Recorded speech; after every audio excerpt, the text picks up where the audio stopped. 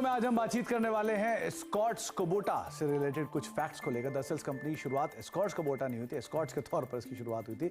बाद में tie up के बाद जो हाल में ही करार हुआ बड़ा, जिसमें कुबोटा ने बड़ी हिस्सेदारी खरीद ली, उसके बाद इसका नाम एस्कॉर्ट्स कुबोटा बनता हुआ दिखाई पड़ा। लेकिन इस कंपनी की शुरुआत हरप्रसाद एंड युदी नंदा ने माइग्रेशन के बाद, लाहौर से आने के बाद 1948 में शुरुआत की थी।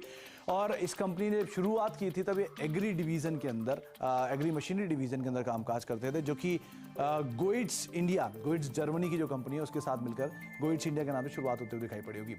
आपने अक्सर सुना होगा राजदूत एक शानदार सवारी, जानदार सवारी। दरअसल वो राजदूत का 175 सीसी का जो मॉडल था वो एस्कॉर्ट्स की तरफ से ही आता हुआ दिखाई पड़ा था। उस समय पर इन्होंने जो एक पोलिश बाइक थी उसका इंडियन वर्जन जब बनाया था तब वो राजदूत बनते हुए दिखाई पड़ी थी, वो भी एस्कॉर्ट्स की तरफ से आई थी। और करीब करीब 1.6 मिलियन राजदूत बाइक्स जो हैं वो बंद होने से पहले तक बेची गई थी।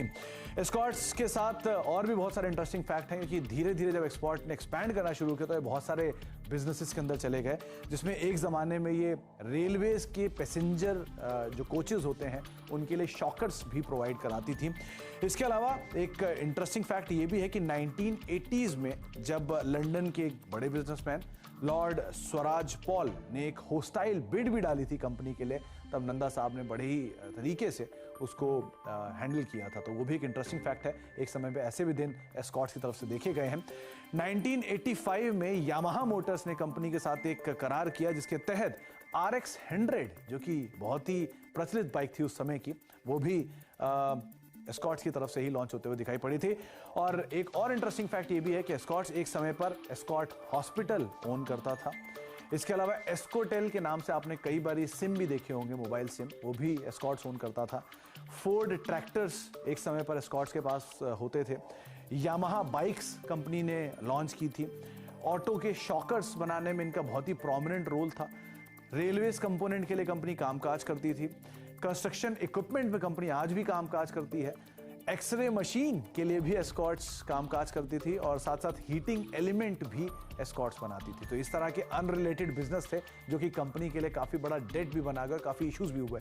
लेकिन विद टाइम इसमें रिवाइवल जब आया तो बहुत सारे अनरिलेटेड बिजनेसेस को बेचा गया और लिमिटेड बिजनेस के अंदर कंपनी ने फोकस किया, जिसके बाद एक बड़ा टर्न अराउंड एस्कॉर्ट्स के नंबर्स के अंदर आता हुआ दिखाई पड़ा।